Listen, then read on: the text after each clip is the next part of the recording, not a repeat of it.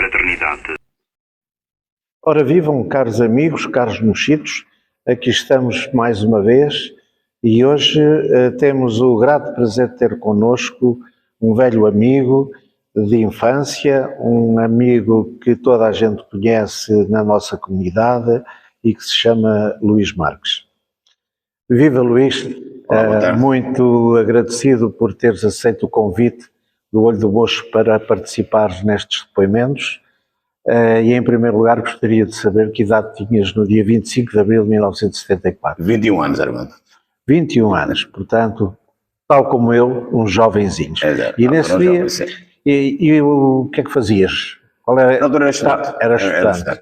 E precisamente nesse dia, onde é que estavas? O que é que estavas a fazer? Bom, nesse dia... E como é que soubeste o 25 de abril? Bom, é uma história interessante que remonta 2 anos antes.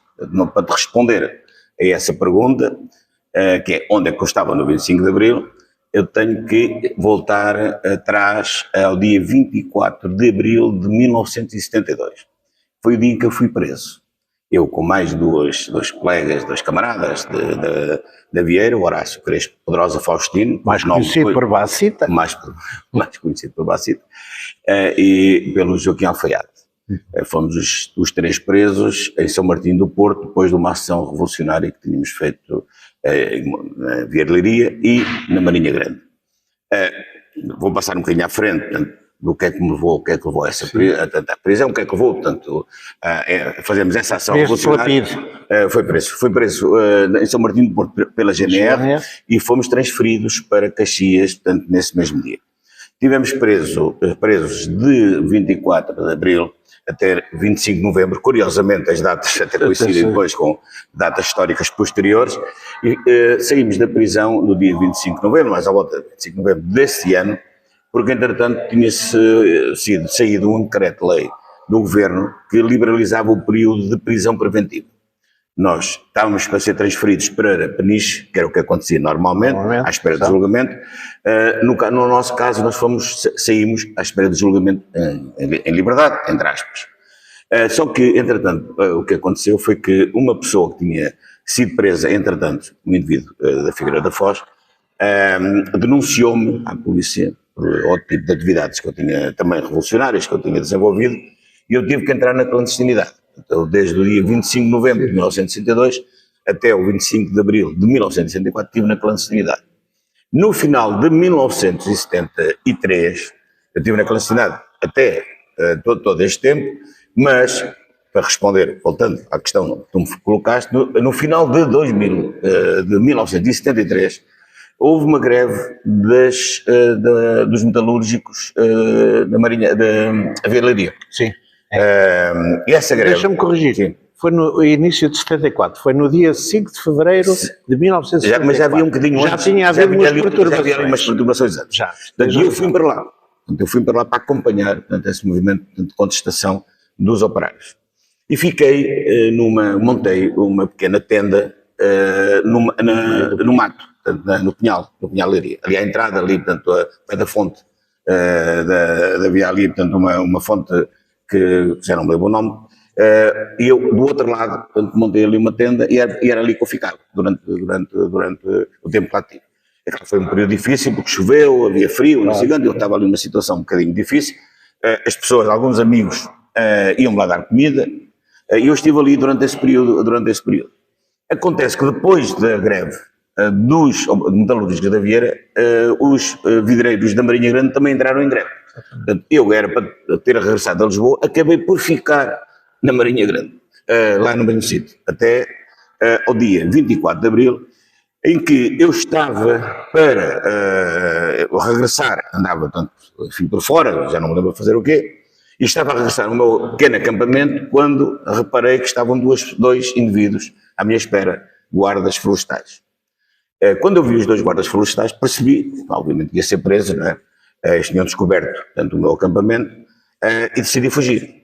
Portanto, um deles pegou na pistola, ainda disparou, felizmente tinha má pontaria, não me acertou, senão provavelmente não tinha chegado ao 25 de abril, e eu fugi para a Marinha Grande, portanto, por dentro, já era quase noite, era mesmo quase, sim, depois fez-se noite, rapidamente, E eu fui ter à Marinha Grande e pedi ajuda a um indivíduo, portanto, que eu conheci, que eu sabia que tinha lá uma casa perto da Embra, e ele não me deu o apoio, não é? Eu, portanto, tive que ir, portanto, pensei, o que é que eu vou fazer? Não é? Estava ali no meio da mata. Exatamente. Então eu decidi ir para Leiria para apanhar o comboio das 6 ou 7 da manhã, já não me lembro, que vinha para Lisboa. Portanto, fui sempre um mato, porque obviamente que podia estar policiado, fui sempre pela mata até uma terra que é ali perto de Leiria, que tem um cemitério mesmo junto à estrada. Antigamente tinha um cemitério junto à estrada. E eu fiquei por ali. Portanto, nessa noite choveu, houve uma chuva assim miudinha, nessa de 24 de abril para 25, houve uma chuva miudinha, eu fiquei ali, portanto, a dormir, e acordei no dia a seguir, muito cedo, todo molhado e, portanto, enregelado, tive dificuldades até de começar a andar por causa disso. Mas lá fui, portanto, foi então pela parte de trás, portanto, da estação de Leiria, que fica, como sabes, é uma estação que fica fora de Leiria, e eu conhecia, e fui por trás, pelo campo, até chegar à estação de Leiria, e quando cheguei à estação de Leiria, comecei a ver pessoas na rua, para a liberdade e tal, não sei o quê, pá, não sei quantos e tal, confusão. Pá, eu disse, o que é que se passa e tal, o que é que se passa? Pá, houve uma revolução, pá, não sei o quê, houve um golpe, as pessoas na rua. Eu disse, quer ver, houve uma revolução e ninguém me disse nada. Pá, eu estou aqui há tanto tempo na mata, à espera de uma revolução, e de repente há uma revolução. E pronto, e foi assim o 25 de Abril. O meu 25 de Abril foi assim. Estás a ver, é uma história extremamente curiosa e de facto um testemunho bastante emocionante até.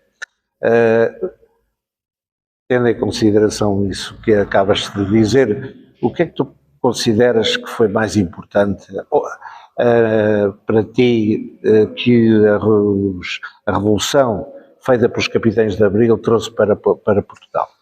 Desde logo trouxe a liberdade, não é? Derrubou uma ditadura e trouxe-nos a liberdade. Isso obviamente foi muito importante para a minha geração e, enfim, e os portugueses em geral aspiravam a ter um país diferente, um país livre, com democracia, onde pudessem participar nos destinos do país. E esse foi o primeiro contributo muito positivo do 25 de Abril, foi isso. Depois, a descolonização. Portanto, foi muito importante a descolonização, porque obviamente Portugal era o último país colonial da Europa nessa altura, e era inadmissível e impensável continuar esse tipo de poder colonial. Depois o desenvolvimento, portanto, ou seja, criar condições para que o país pudesse desenvolver, tendo em conta que não era possível sustentar uma economia tal como ela existia na altura, mas no fundo era uma economia que vivia das matérias-primas das colónias, tanto que era insustentável pelo todo o tipo de constrangimentos que existiam tanto ao poder colonial.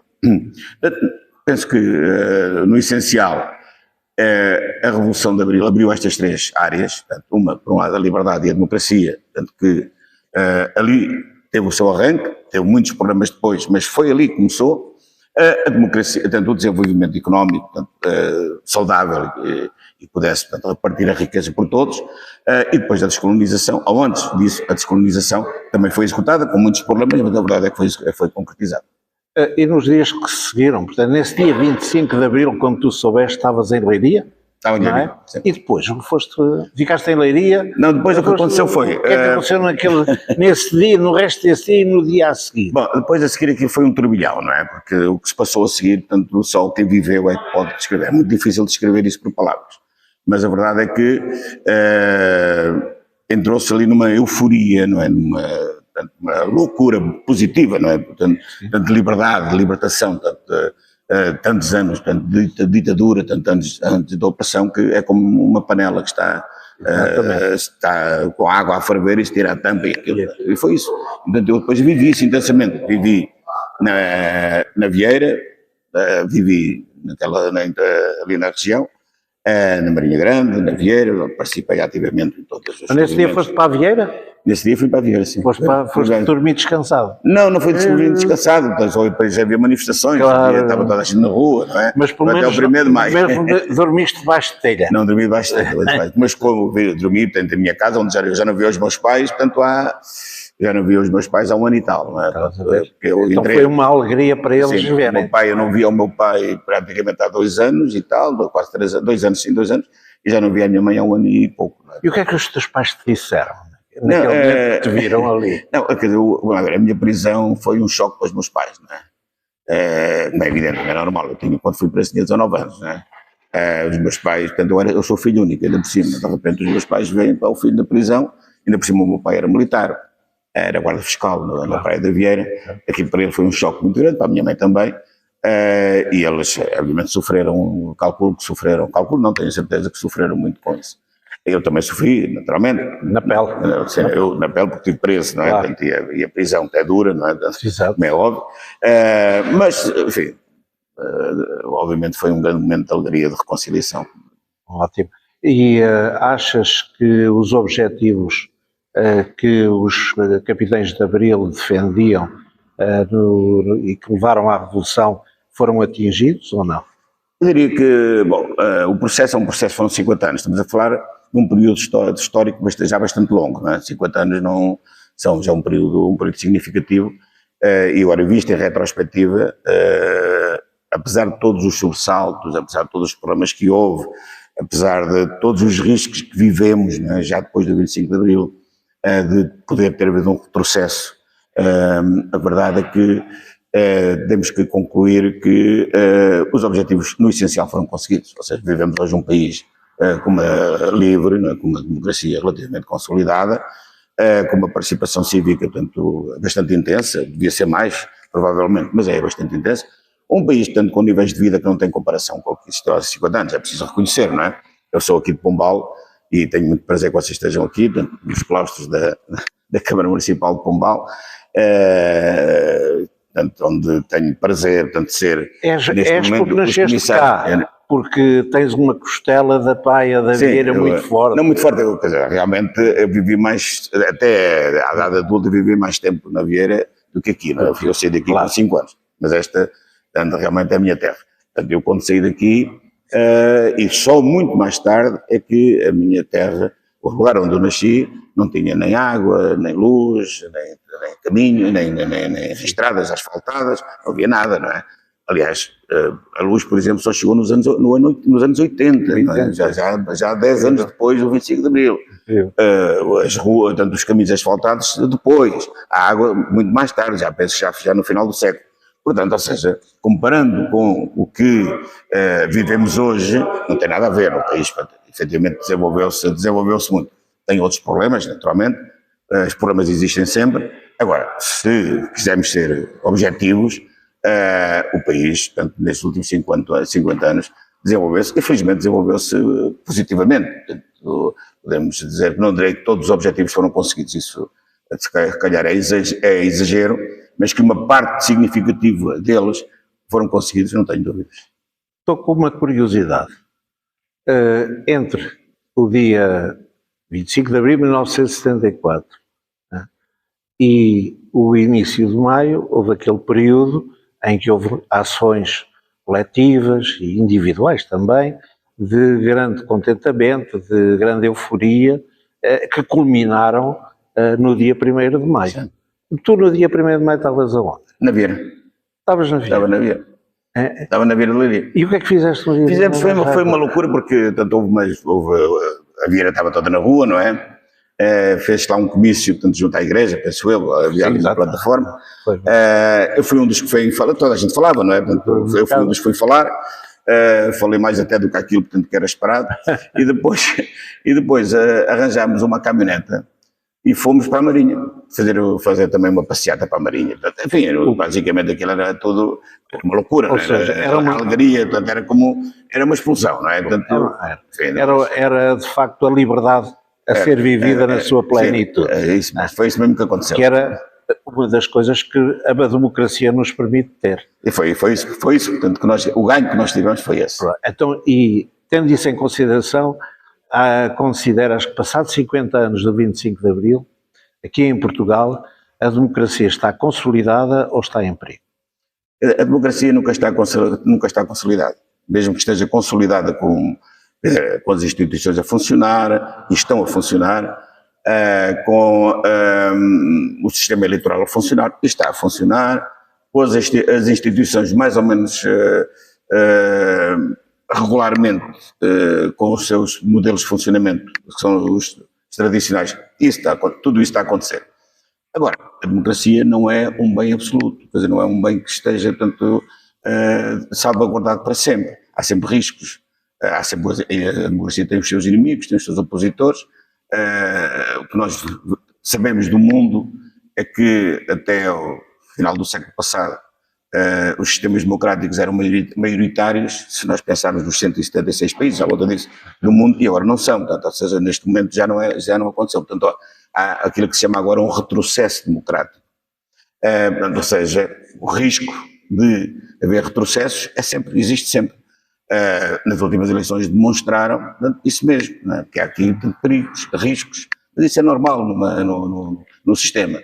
O que nós temos que considerar é que todos nós cidadãos temos que, cada um de nós, lutar para que os princípios democráticos se mantenham e que prevaleçam sobre os não democráticos. Isso é uma luta permanente, a democracia está consolidada, está em risco, está sempre em risco. Ora, aí está uma frase perfeita para terminarmos este teu testemunho e que mais uma vez agradeço a tua disponibilidade, que é fantástica, e que esperamos ver-te muitas vezes lá pelos nossos lados, pela Praia da Vieira, pela Vieira, a participar em conjunto connosco, depois de deixares as responsabilidades que tens aqui em Pombal, nomeadamente nas comemorações dos 50 anos do 25 de Abril, em que és o responsável por essas comemorações aqui em Pombal. Eu que agradeço imenso. Agradeço imenso, dou-te os parabéns por esta iniciativa. Agradeço o facto de nos teres paciência para me ouvir. E é com imenso prazer, portanto, que estou aqui esta conversa. E já agora estamos nos claustros, onde também decorre uma exposição de um vieirense. Exatamente. Uma das iniciativas destas comemorações foi uma exposição fotográfica com personalidades do Conselho, com testemunhos do Conselho, personalidades escolhidas tanto pelas juntas de freguesia, tanto aleatórias, não tanto aleatórias, mas tanto personalidades representativas das comunidades locais, e com os seus testemunhos sobre o que é que mudou na vida delas no 25 de Abril. E esta exposição, que é uma exposição de fotografia, tem a autoria do Vítor Freitas, que é o nosso conterrâneo, o meu bom amigo de Erleiria. Obrigada. E que a gente se encontre mais vezes. Espero ter a oportunidade, porque o teu testemunho é muito rico e a tua vida é muito rica e merece ser registada para que esta geração que existe atualmente e a próxima geração perceba um bocadinho as dificuldades que houve antes do 25 de Abril e aquilo que se passou e que alguns de facto sofreram na pele para hoje estarem a poder usufruir de uma liberdade total em que antes do 25 de Abril não era possível termos esta conversa, muito menos neste sítio em que estamos. Portanto, mais uma vez, obrigado. Caros amigos, caros mochitos, assim damos por concluído este testemunho do nosso amigo Luís Marques. Convidamos-vos a manterem-se atentos para terem a oportunidade de verem os próximos testemunhos que brevemente irão surgir. Então, até já. Posto de comando do movimento das Forças Armadas. As Forças Armadas portuguesas apelam para todos os habitantes da cidade de Lisboa no sentido de recolherem as suas casas, nas quais se devem conservar com a máxima calma. Terra da fraternidade, o povo é quem mais ordena dentro de ti a cidade.